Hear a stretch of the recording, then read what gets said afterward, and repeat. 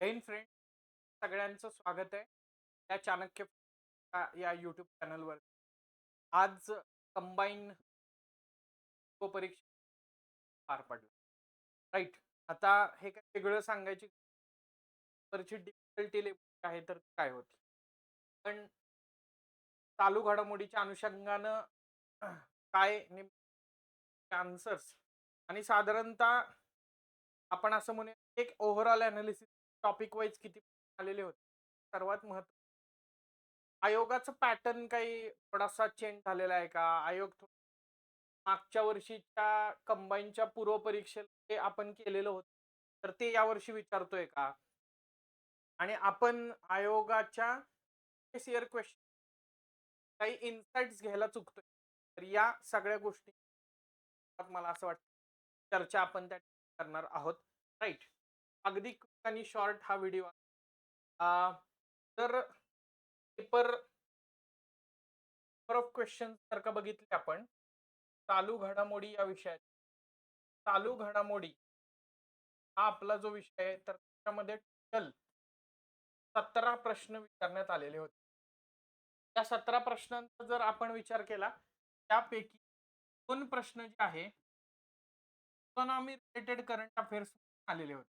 आपण बघू शकता की अर्थसंकल्प ठरलेला आहे आणि इंडेक्स ऑफ इंडस्ट्रियल प्रोडक्शन हे IIP वरती प्रश्न. पण प्रकर्षानं तुम्हाला असं लक्षात येईल हे दोन्ही प्रश्न जे आहेत तर 2003 याच्याशी फार फार तर आपण यासाठी 25 25 26 27 असं बजेट केलेलं. राईट. किंवा 25 तरी बजेट केलेलं असलं 25 26 चा इकॉनॉमिक सर्व्हे काही आपण तेवढ्या मागचा केलेला होता. इकॉनॉमिक सर्व्हे मध्ये आपण आत्ताच्या काही फॅक्ट बघ आणि मग 15 प्रश्न जे आहेत तर ते असं म्हणेल करंट अफेअर्स ट्रॅडिशनल प्रश्न त्या ठिकाणी. तर का आपण बघ हा जो सेट आहे हा बी सेट आहे. या बी सेट मध्ये पासून ते 50 पर्यंत त्या ठिकाणी होते. राईट. आयोगानं जे इकॉनॉमी रिलेटेड करंट मध्ये प्रश्न विचारलेले होते मला सांगितले तर त्यांनी सप्तर्षी या 7 थीम बघा. अगेन तुम्हाला रिपीट काय दिसते काय म्हटलं मागच्या पीवाय काय शिकलं पाहिजे तर याच्या आधीची कंबाईनची मी हा आता एक 15-20 दिवसापूर्वी त्याच्यात पण तुम्हाला हाच पॅटर्न राईट. पण ह्याचा अर्थ पेपर सोपा होतं हे मी तुम्हाला कन्व्हिन्स करण्याचा प्रयत्न अजिबात नाही. ठरलेले आहेत आणि त्यामुळे करंटचं आउटपुट सगळ्यांचं येणार आहे हे लक्षात घेण्याचा प्रयत्न करा. आणि व्हिडिओच्या शेवटी मला हेही सांगणार आहे करंटच्या या 15 प्रश्न आपले बरोबर येऊ शकतात. ते ऑन अन ॲव्हरेज एका विद्यार्थ्याने इमानी इतबारे करंटचं व्यवस्थित सगळं केलेलं होतं आणि यामध्ये किती बरोबर आहे बघा. आपल्या मॅगझिन मधनं आलं आपल्या डिस्कशन मधनं आलं हे सांगण्याला काही अर्थ नाही. वर्षापासून त्या ठिकाणी डिस्कशन घेतो. 3 वर्षापूर्वीचं करंट तुम्ही केलेलं नसणार आहे आत्ताच्या परीक्षा आणि करेल तरी का साधारणतः 11-12 महिने आपण मागे जातो. शेवटी आपल्या ब्रेनला पण काय आहे तो लिमिटेशन्स आहेत फॅक्च्युअल डेटा लक्षात घ्यायला. आणि परत काय आहे करंटचा डेटा जो आहे तर तो रिकरिंग त्या ठिकाणी आहे. दुसरी मला हाच डेटा पुढच्या परीक्षेला उपयोगी अशातला भाग नाहीये. त्यामुळे आपला फोकस हा जीएस वरती असतो आणि करंटला आपल्याला स्कोर करायचा असतो. हे मला वाटतं स्पर्धा परीक्षेमध्ये त्या ठिकाणी योग्य आहे. पण तरी पण हे जुने क्वेश्चन विचारलेले आहेत. त्यामुळं मला असं वाटतं की जुने क्वेश्चन मधले 5-6 क्वेश्चन आपल्या डिस्कशन मधले आले आणि म्हणून मग मी क्लेम करणं की चला बघा 11 क्वेश्चन आले 12 क्वेश्चन आले त्याला काही अर्थ नाही. हे लक्षात घेण्याचा प्रयत्न करा. राईट. तेवढं प्रामाणिकपणे आपण अनालिसिस करणं गरजेचं त्या ठिकाणी आहे. आता मी डायरेक्टली जातो क्वेश्चन नंबर 30 इथं क्वेश्चन नंबर 36 आहे. महाराष्ट्र भूषण पुरस्कार विजेत्यांचा क्रम. राईट. तर मिळालेल्या पुरस्कारानुसार चढत्या क्रमाने लावा असा प्रश्न त्या ठिकाणी आहे. महाराष्ट्र भूषण पुरस्कार. आता हा प्रश्न जो आहे तर तो कशाच्या बेसिस वरती आलेला आहे तर राम सुतार यांना 2024 चा महाराष्ट्र भूषण पुरस्कार प्रदान करण्यात आला. भले न्यूज आपण वाचलेली होती. हा अप्रोच बेस्ड क्वेश्चन आहे का डेफिनेटली हा अप्रोच बेस्ड क्वेश्चन. तर हे पण लिहून ठेवतो की हा क्वेश्चन जो आहे तर सोडवता येण्यासारखा आहे. राइट. पण इक्वली आपल्याला असं लक्षात येईल राम सुतार यांच्या नंतर काही बाकीचे पण मुद्दे दिलेले. आता ह्यातलं तुम्हाला सगळं माहित तरी तुम्हाला हे माहित असेल अशोक सराफ यांना 2023 साली प्रदान करण्यात आलेला आहे आणि आशा भोसले यांचं रिसेंट निधन झालेलं होतं. त्यामुळे त्यांच्या निधन वार्तेमध्ये हे 2021 वाचलेलं असेल आणि मग हे 2022 आहे. हा जर करेक्ट बघायचा राहिला राईट चढता क्रम तर त्याच्यामध्ये ड विधान जे आहे ड जे आहे तर ते पहिल्यांदा त्या ठिकाणी आहे. तो बघा ड पहिलं असलेलं 2 ऑप्शन आहेत. ड नंतर परत काय यायला पाहिजे? अप्पासाहेब धर्माधिकारी म्हणजे प यायला पाहिजे. ते ड, ब त्याच्यानंतर क आहे का हो? तर येस 2023 अशोक सराफ आणि त्याच्यानंतर राम सुतार. राइट. अगेन राम सुतारांवरती तर आपण आपल्या YouTube चॅनलवरतीच घेतलेलं होतं. स्ट्रेट फॉरवर्ड क्वेश्चन त्या ठिकाणी आहे. तर याचं उत्तर पर्याय क्रमांक 4 आहे. प्रश्न क्रमांक खानमिगो हे डॅश क्षेत्राशी संबंधित असलेले पत्तेवरील आधारित ऍप त्या ठिकाणी आहे. राईट. आणि त्याच्यामध्ये काय दिलंय स्थलांतर, इस्लामचा अभ्यास, पॅलेस्टाईनचा प्रश्न आणि शिक्षण. बऱ्याच विद्यार्थ्यांनी गेसवर्क इथं केलेलं आहे आणि ह्या पॅलेस्टाईनचा प्रश्न असं त्या ठिकाणी दिलेलं आहे किंवा इस्लामचा अभ्यास असं पण काहीतरी लिहिलंय कारण खान मिगो असं काहीतरी आणि त्यामुळं ते लॉजिक अप्लाय केलं पण सर्रास चुकीचं आहे, साफ चुकीचं त्या ठिकाणी.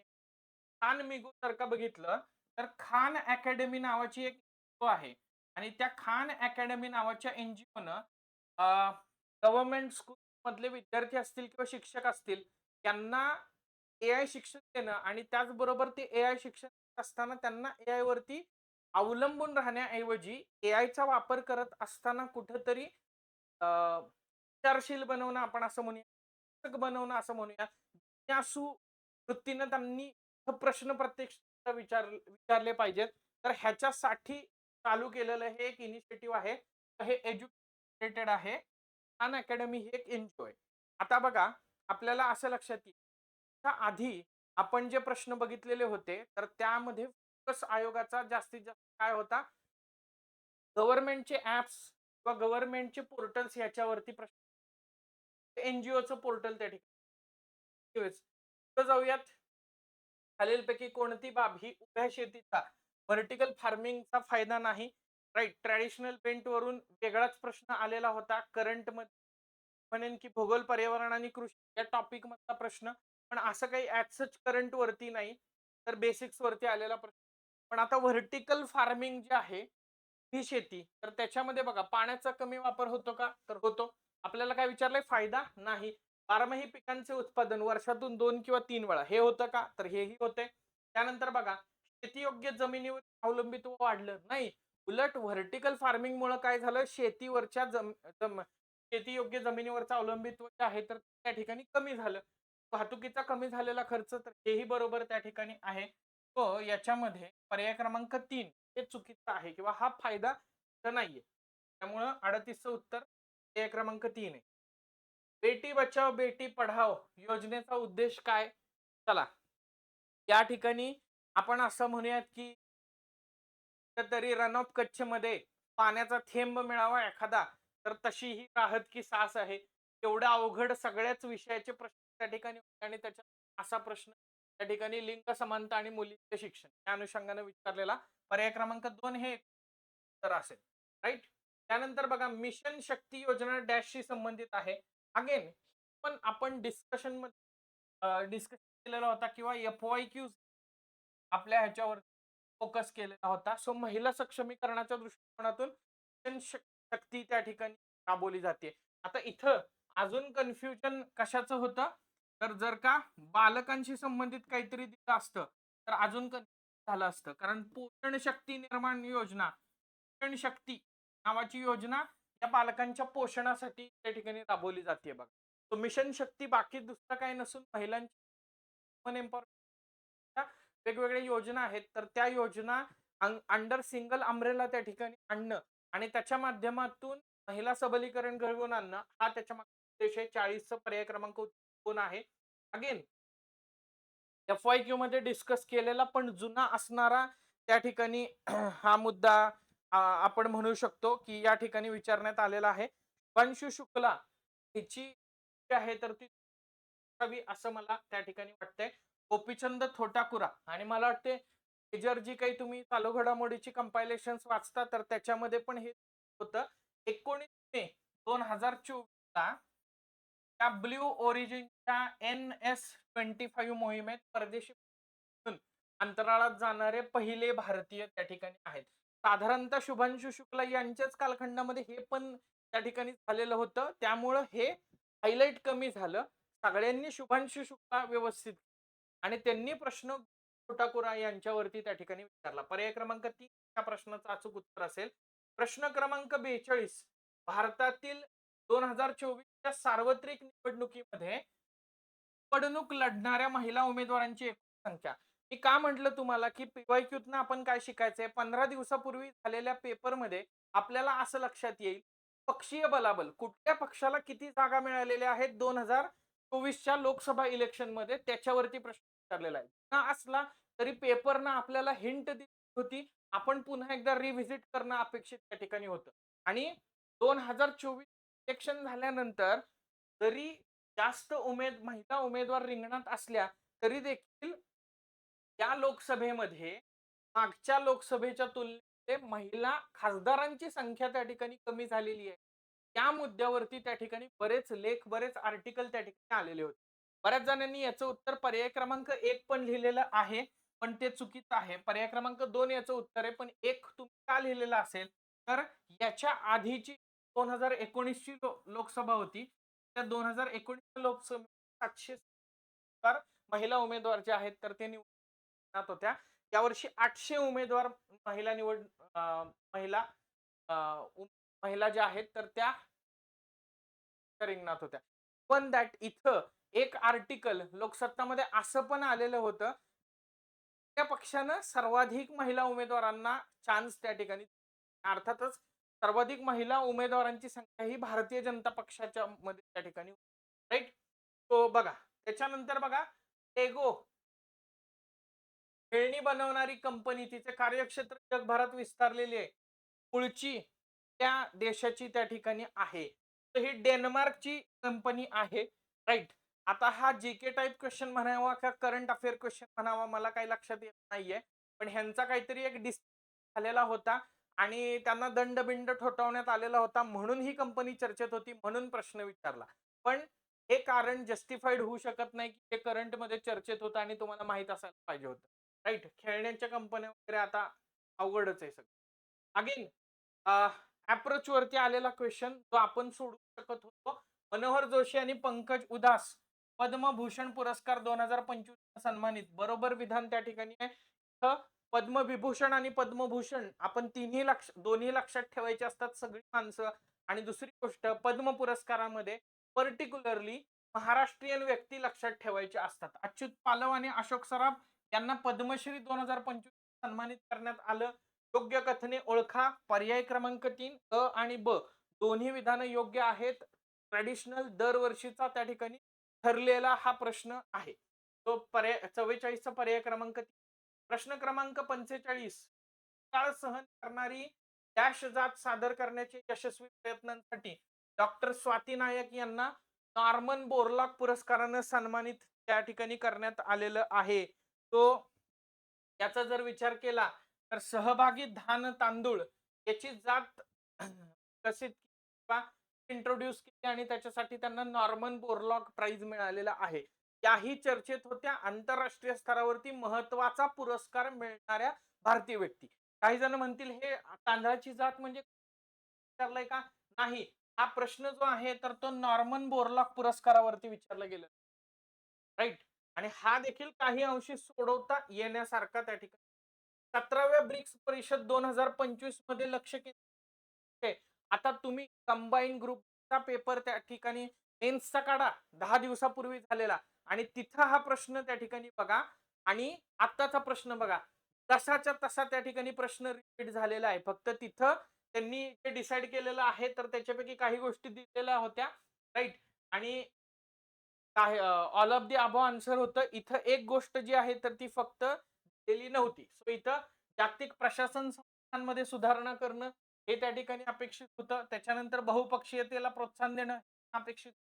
एआयच्या नियंत्रणाखाली सर्वसमावेशक चौकट प्रस्थापित करणं, नैतिक एआय त्याच्या हे पण अपेक्षित होतं. सामाजिक विषमतेला संबोधित करणं हे मात्र अपेक्षित होतं. तो क नाहीये, अ, ब, ड आहे. पर्याय क्रमांक 3 हे या प्रश्नाचं अचूक उत्तर त्या ठिकाणी असेल. आंतरराष्ट्रीय घडामोडीवरती विचारलेला प्रश्न, अप्रोच वरती आलेला प्रश्न, आयोगानं दत्तक घेतलाय ब्रिक्स नावाचा मुद्दा, त्यामुळे सातत्यानं आयोग ब्रिक्सवर त्या ठिकाणी. नेक्स्ट बघा, खालीलपैकी योग्य कथने ओळखा. 2000 ते एन ने जगभरामध्ये 14,500हून अधिक सेवक तैनात केले. राईट. आता हा आकडा असा काहीतरी दिलाय म्हणजे हे विधान बरोबर असणार आहे, हे लॉजिकली आपण सोडतो. 2026 हे राष्ट्र संघटनेनं आंतरराष्ट्रीय सेवक वर्ष आणि स्वयंसेवक हे मध्ये काम करतात. समुदाय विकास, मानवी हक्क, शांतता इत्यादी समाविष्ट त्या ठिकाणी आहे. सो ही विधानं इथं बरोबर आहेत. राईट. यातलं पण मी असं सांगेन, त्यातलं फक्त एवढंच विधान जे आहे ते आपल्या वाचनात, बाकीची दोन्ही विधानं एवढी जास्त वाचनात त्या ठिकाणी नव्हती. कुणी नेम करू द्या. त्याचा पर्याय क्रमांक 4 47चं उत्तर त्या ठिकाणी आहे बघा. राईट. त्याच्यानंतर चा मुद्दा, डॅश यांनी एप्रिल 2024 मध्ये अधिकृतपणे आयर्लंडचे सर्वात तरुण पंतप्रधान म्हणून डब्लिन मध्ये पदभार करला. आता ह्याचा जरी विचार केला तरी आंतरराष्ट्रीय स्तरावरच्या नियुक्त्या महत्वाच्या आहेत, पण एप्रिल 2024 नियुक्ती विचारलेली आहे. कधी? तब्बल 2 वर्षानंतर, 2 वर्ष 2 महिन्यानंतर त्या ठिकाणी विचारलेली आहे. आज आपण 2 वर्ष 1 महिने पकडा चला. आज आपण 2026 मध्ये त्या ठिकाणी आहोत हे लक्षात घेण्याचा प्रयत्न करा. परीक्षा पुढे गेलेली असती तर मी म्हटलं असतं की परीक्षा पुढे गेल्यामुळे काय झालेलं आहे, पेपरमध्ये जुने करंट अफेअर आहेत, पण एवढे काय फेरबदल झालेले नव्हते. राईट. सायमन हॅरिस पर्याय क्रमांक 4 हे या प्रश्नाचं अचूक उत्तर त्या ठिकाणी आहे. अगेन हा सोडवता येण्यासारखा प्रश्न होता. हा मात्र सोडवता येण्यासारखा प्रश्न होता. खालीलपैकी कोणाला जंगलांचा विश्वकोश किंवा एनसायक्लोपीडिया ऑफ द फॉरेस्ट म्हणून ओळखलं जातं? तो 16 डिसेंबर 2024 चा तुळशी गौडा यांचा त्या ठिकाणी निधन झालं आणि त्या अनुषंगानं हा प्रश्न त्या ठिकाणी करण्यात आलेला दिसतो. राईट. गौडा त्याच्या आधी 2021 पद्म पुरस्कार मिळाला, त्याच्यामुळं चर्चेत त्या ठिकाणी होत्या. कर्नाटकच्या फॉरेस्ट डिपार्टमेंट बरोबर गौडा यांनी काम केलेलं आहे. आधी फॉरेस्ट डिपार्टमेंटला सपोर्ट म्हणून, वर्कर म्हणून, आणि नंतर फॉरेस्ट डिपार्टमेंट त्यांना सामावून घेतलं. जवळपास आपल्याला असं लक्षात येईल 60 वर्ष फॉरेस्ट डिपार्टमेंट बरोबर दिलेली आहेत. त्यामुळं कर्नाटक मधल्या फॉरेस्ट मध्ये झाड कोणतं आहे हे त्यांना ओळखता येत त्या ठिकाणी होतं आणि प्रदीर्घ असा अनुभव होता, अशिक्षित असल्या तरी, म्हणून त्यांना एनसायक्लोपीडिया ऑफ फॉरेस्ट, राईट, किंवा फॉरेस्ट मदर किंवा फॉरेस्ट गॉडेस असं पण, वनांची देवी किंवा वनांची आई असं म्हणून पण संबोधलं त्या ठिकाणी जात होतं. तेवढा पर्याय क्रमांक 4 हे उत्तर असेल. त्यानंतर बघा, खालीलपैकी कोणत्या संस्थे दहशतवाद विरोधी परिषद 2024 आयोजित करण्यात आली? Raw CBI, national investigating agency, संरक्षण. मला वाटते रॉ सीबीआय हे तर कटले असतील, पण बऱ्याच जणांना ह्या दोन मध्ये कन्फ्युजन राहिलेलं असेल आणि बऱ्याच जणांनी पर्याय क्रमांक 4 चूज, कारण बट ऑब्वियस दहशतवाद विरोधी म्हटल्यानंतर तिथं संरक्षण मंत्रालय चर्चेत येणार. बरं, ही परिषद, हा प्रश्न कुठल्या अँगलनं विचारला असेल तर आपल्या डोक्यात आलं असेल ऑपरेशन किंवा त्याच्या आधी झालेला पहलगाम टेररिस्ट अटॅक. राईट. तो एनआयएनं ह्याचं आयोजन केलेलं होतं बघा. पर्याय क्रमांक 3 हे या प्रश्नाचं अचूक उत्तर आहे, पण बऱ्याच जणांनी संरक्षण मंत्रालय करण्याचा केलाय. पण अगेन ही परिषद जी आहे तर ती नोव्हेंबर आय गेस 2024 आयोजित केली होती. त्यामुळं ही परिषद पण काय आहे तशी त्या ठिकाणी आहे. राईट. त्याच परिषदेमध्ये झिरो टॉलरन्स फॉर टेररिझम वगैरे ह्या सगळ्या गोष्टी आलेल्या होत्या आणि त्या अनुषंगानं परिषद जी आहे तर चर्चेत त्या ठिकाणी. राईट.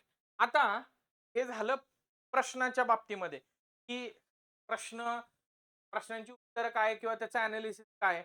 आता याच्यामध्ये बघा, मला पुरस्कारावरती प्रश्न, तर डेफिनेटली पुरस्कारावरती प्रश्न त्या ठिकाणी पद्म पुरस्कारावरती होते, नॉर्मन बोरलॉग अवॉर्ड वरती त्या ठिकाणी प्रश्न होते.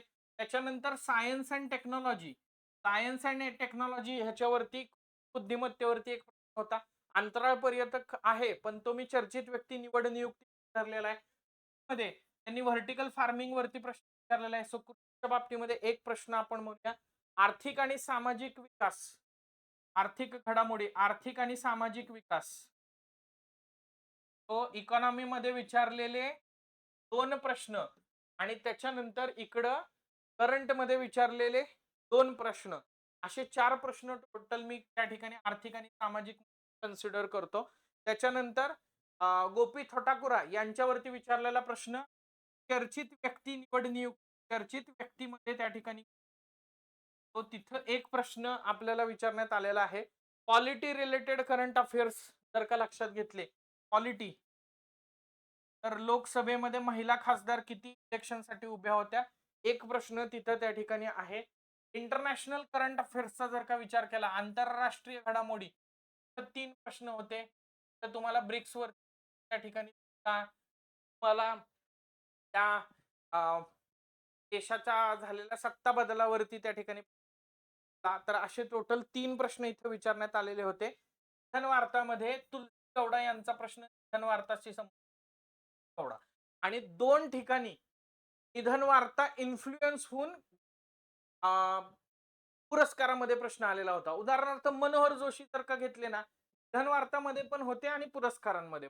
कारण मनोहर जोशी आणि पंकज उधास ह्या दोन्ही पण मुद्दे निधन वार्ताच्या कॉन्टेक्स्ट मध्ये आलेले आहेत आणि दोघांना पण मरणोत्तर पद्म पुरस्कार त्या ठिकाणी प्रदान करण्यात आलेला आहे. राईट. आणि आशा भोसले मला सांगितली की राम सुतार यांना आत्ता रिसेंटली मिळालेला आहे आणि आशा भोसले ज्यांना महाराष्ट्र भूषण मिळालेला, ज्यांचं झालेलं आहे. तो निधन वार्ता एक प्रश्न. संरक्षण आणि सुरक्षा ती टेररिझम वाली परिषद जी आहे तर त्यामध्ये आणि शेवटचा मुद्दा जो आहे टाईप लेगो कंपनी जी आहे टॉईजची, तर ती कुठली आहे, कुठल्या देशाची, हा जीके टाईप क्वेश्चन त्या ठिकाणी मानतो. राईट. आता यामध्ये आपण पुन्हा एकदा फक्त प्रश्नांकडे जाऊयात. मला प्रामाणिकपणे सांगायचंय बाबा, किती अटेम्प्ट प्रश्न असेल तर आउटपुट जे आहे तर ते करंट अफेअरचं, हा तुमचा सगळ्यांचा प्रश्न त्या ठिकाणी असेल. तर बघा, अर्थसंकल्पावरती जो प्रश्न विचारलेला आहे इकॉनॉमीमध्ये, तो सोडवता येऊ शकतो जरी वाचलेलं नसलं तरी लॉजिकली. मात्र index of industrial production IIP वरचा प्रश्न सोडवता येण्यासारखा नाही. राईट. त्यानंतर बघा, महाराष्ट्र भूषण हा येऊ शकतो का? येस, डेफिनेटली येऊ शकतो. म्हणजे 2 प्रश्न झाले. त्याच्यानंतर हा खान मिगो कन्सिडर करत नाही. त्यानंतर व्हर्टिकल फार्मिंग कन्सिडर करतो कारण लॉजिकली सोडवता येऊ शकतं. प्रश्न झाले. बेटी बचाओ बेटी पढाओ बोनस आहे, 4 प्रश्न झाले. शक्ती हा भी हा ना भी ना, असं असं होऊ शकतं, कन्सिडर करत नाही. आता पण 4च प्रश्न आहेत. गोपीचंद थोटाकुरा, तर मला वाटतं हा सोडवता येऊ शकतो. 5 प्रश्न झाले. त्याच्यानंतर निवडणुकीमध्ये महिला उमेदवार may be may not be, त्यामुळे मी कन्सिडर करत नाही. तो तर काही लांब लांब पर्यंत नाही.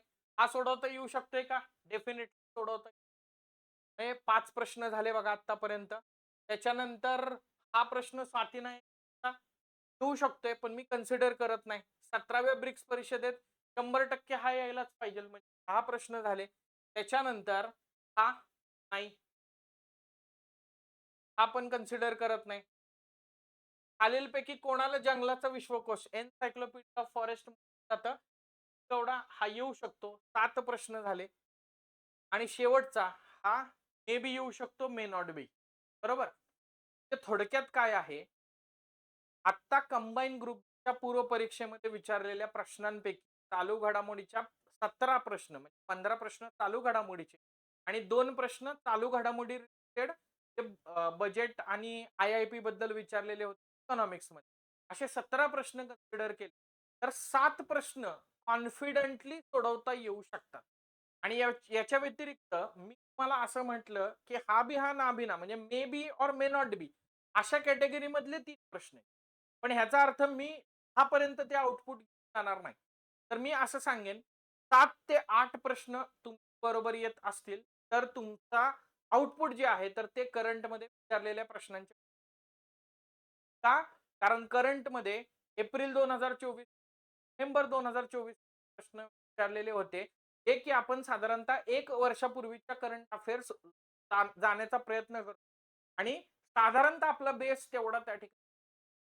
त्यामुळं मला मागच्या याचा फायदा झाला, त्याचा फायदा झाला, हे सांगण्यापेक्षा मी असं म्हणेन, की 7 किंवा 8 प्रश्न असतील, तरी ते 50% त्या ठिकाणी असतील, तरी देखील मी असं म्हणेन, की आउटपुट जे आहे, तर आत्ता ज्या पद्धतीनं पेपर आलेला आहे, तर त्या पेपर चांगलं आहे. गेटिंग माय पॉइंट? सो विद्यार्थी मित्र, या सेशनमध्ये त्या ठिकाणी थांबूयात. आपला चाणक्य फाउंडेशन ॲप आहे, तर त्या ॲपवरती आपण करंट अफेअर सातत्यानं सीरीज चालू करतो. त्याच्या मागचे क्वेश्चन पण तुम्ही बघा. त्या क्वेश्चनमध्ये पण बरेचसे आउटपुट ओरिएंटेड काम जे आहे, तर ते जातंय. सो कनेक्टेड राहूयात याच माध्यमातून. पुढची स्ट्रॅटेजी डिझाइन करूया. ग्रुपच्या दृष्टिकोनातून जुनं करंट अफेअर आणि नवीन करंट अफेअर अशी तयारी त्या ठिकाणी. होप सो तुम्हाला हा व्हिडिओ जो आहे, तर तो आत्ता काय नेमका अप्रोच होता आणि पुढं माझा अप्रोच काय ठेवायला पाहिजे या अनुषंगानं महत्त्वपूर्ण ठरेल. त्यामुळं पेपर जरी अवघड असला तरी गडबडून जाऊ नका. त्यातून काय आपल्याला शिकलं पाहिजे, काय बोध घेतला पाहिजे, याच्यावरती फोकस करा. भेटूयात पुढच्या अशाच प्रकारच्या क्वालिटी करंट अफेअर अॅनालिसिससह आपल्या चाणक्य चॅनलवर. तोपर्यंत जय हिंद, बाय बाय.